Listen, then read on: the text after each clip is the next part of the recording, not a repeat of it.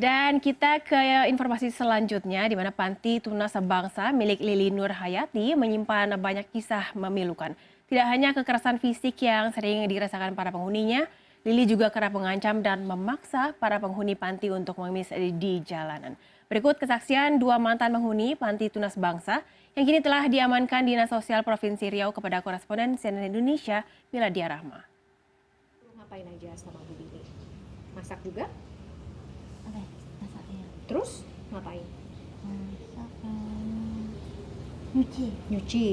Bakul? Bakul iya. Bakul.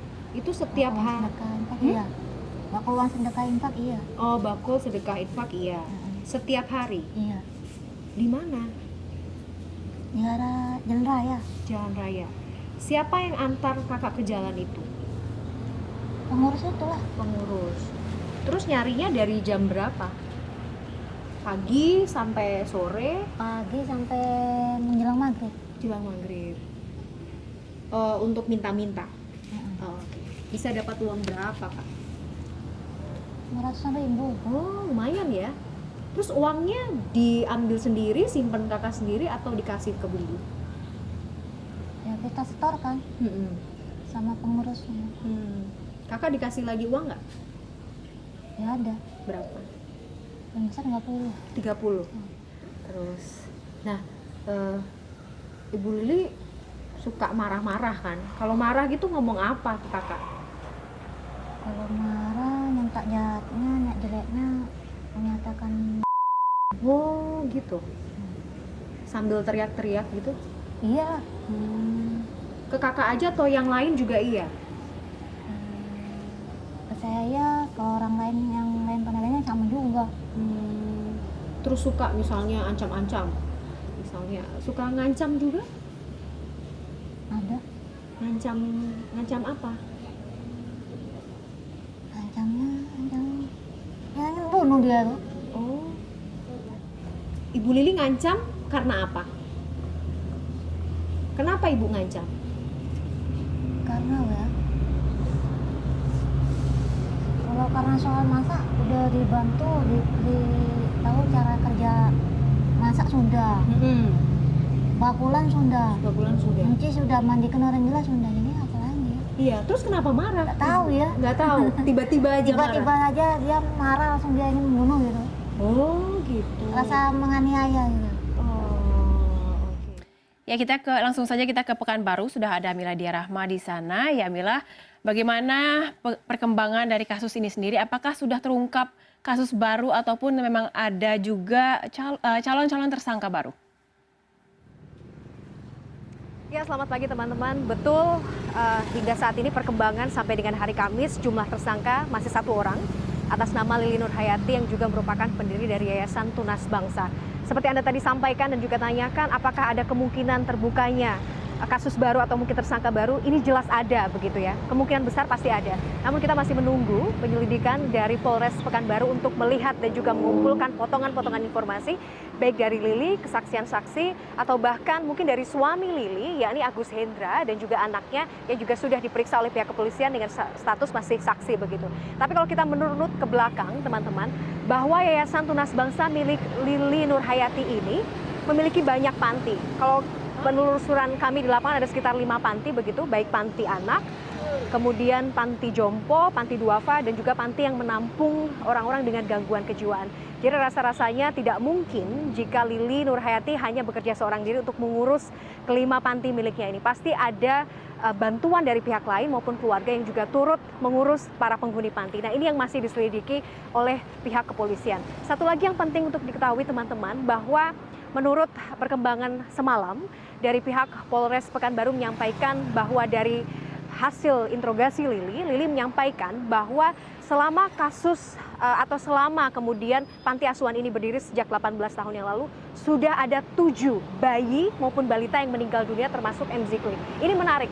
Dan ini terus digali oleh pihak kepolisian. Menurut Lili, range usia bayi-bayi ataupun balita yang juga meninggal yang berada di panti asuhan ini antara 5-6 bulan. Bahkan sebelum Zikli pun ada 1 bayi berusia 11 bulan yang meninggal dunia akibat gangguan pernafasan dan sempat dirawat di salah satu rumah sakit di kawasan Pekanbaru. Nah, tentu saja ini pihak kepolisian masih terus menelusuri juga dan mungkin mengumpulkan bukti-bukti juga terkait rekam medis dari para bayi atau balita yang pernah dirawat di rumah sakit di beberapa lokasi di Pekanbaru ini. Apakah nanti ada temuan baru? Kalau kemudian dari hasil rekam medis ini terbukti bahwa ada indikasi kekerasan, maka bisa saja ini kemudian memberatkan Lili. Tapi kalau kemudian tidak ada kasus atau tidak ada indikasi kekerasan dan hanya meninggal dunia karena sakit, mungkin tidak ada korelasinya. Tapi ini yang juga menarik bahwa banyak kemudian kabar yang santer beredar di masyarakat, apakah kemudian ada dugaan kasus trafficking. Ini sangat mungkin terjadi, teman-teman, mengingat kalau kami kemudian mengumpulkan statement dan juga kesaksian dari warga yang tinggal di sekitar panti asuhan milik Lili Nur Hayati ini, mereka mengungkapkan bahwa mereka seringkali kemudian melihat siapa yang tinggal di dalam panti ini anak-anak saja, artinya usia di bawah 5 tahun, tidak ada anak remaja begitu ataupun dewasa yang tinggal di situ. Jadi selama ini kemudian yang sudah dirawat, ini keberadaannya lantas kemana? Ini yang masih menjadi tanda tanya besar. Jadi kemungkinan bahwa kasus dari panti asuhan di Yayasan Tunas Bangsa milik Lili Nur Hayati ini bisa sangat melebar. Tidak hanya indikasi kekerasan, tapi juga tadi sudah pada saat kami juga mewawancarai 2 mantan penghuni panti fakir miskin milik Lili, ada kasus pemaksaan untuk melakukan bisa dikatakan mengemis atau meminta, atau dalam bahasa setempat disebut bakul begitu. Terus ada juga ancaman kekerasan juga, bahkan pemukulan juga sempat dilakukan. Ini yang juga masih terus ditelusuri. Jadi perkembangan kasus ini tampaknya masih akan cukup panjang. Kita masih akan terus menunggu kira-kira apakah mungkin Lili dan juga mungkin beberapa tersangka lain juga masih akan terkuak, dan apakah ini juga akan menyangkut ke kasus-kasus lain, dan bahkan mungkin bisa saja Lili juga akan disangkakan dengan pasal berlapis begitu. Untuk perkembangan terkini terkait jumlah mereka yang kemudian sudah dirawat atau diamankan di Dinsos Pemprov Riau ini juga saya perlu sampaikan, teman-teman, bahwa saat ini ada sekitar 29 orang yang dirawat di Rumah Sakit Jiwa Tampan Pekanbaru. 19 diantaranya adalah laki-laki, kemudian 10 diantaranya adalah perempuan. Saat ini kondisinya masih terus diobservasi selama 21 hari ke depan. Mudah-mudahan mereka bisa dalam kondisi baik, progres kesehatannya juga baik fisik maupun psikis mereka akan baik, dan mereka ini yang kemudian sudah dinyatakan sehat juga akan segera dipindahkan ke panti sosial Bina Laras milik Pemprov Riau begitu. Ada kemudian 20 orang, diantaranya ada 17 bayi dan anak yang saat ini juga dirawat di rumah aman milik Dinsos Pemprov Riau, kemudian 3 orang dewasa juga yang dirawat di rumah aman.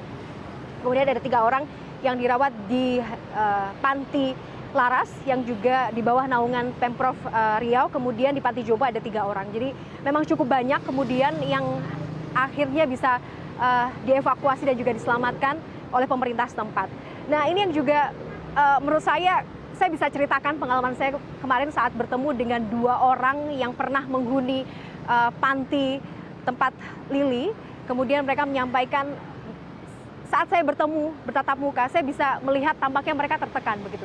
Rasa-rasanya memang ini menjadi sebuah hal yang lazim. Saya bisa bayangkan mereka sudah tinggal di sana bertahun-tahun dalam kondisi yang tertekan, dalam kondisi yang tidak layak, dan mereka bahkan dipaksa untuk bekerja atau bahkan mengemis.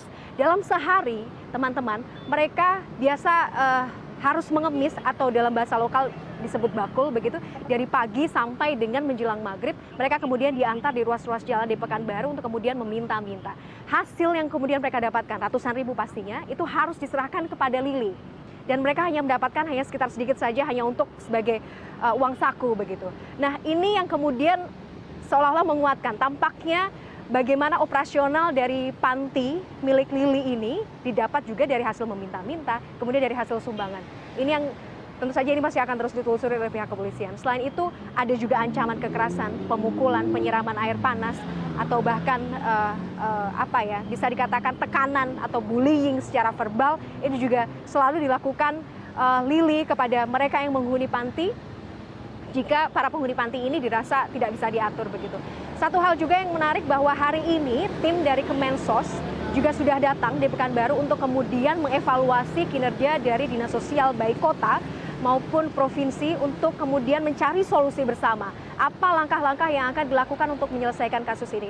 Kita tahu bersama teman-teman bahwa sebenarnya kalau kita runut ke belakang, izin dari panti yayasan milik Lili, yakni Tunas Bangsa ini, izinnya dikeluarkan oleh Dinas Sosial Pemerintah Kota Pekanbaru. Artinya ini di luar kewenangan dari Dinas Sosial Pemprov. Jadi ada gap di sini, ada gap kebijakan yang kemudian terjadi. Nah, ini yang kemudian masih akan terus ditelusuri, dan Kemensos juga mendesak bagi setiap dinas sosial dan juga dinas sosial baik di tingkat 1 maupun di tingkat 2 untuk melakukan monitoring, evaluasi atau bahkan akreditasi bagi setiap panti yang ada di Pekanbaru ataupun yang ada di Riau untuk kemudian melakukan sertifikasi juga agar tidak terjadi lagi kasus serupa. Artinya mereka, panti ini menjadi tempat yang aman dan juga nyaman bagi para penghuninya. Kembali ke Anda, teman-teman di studio.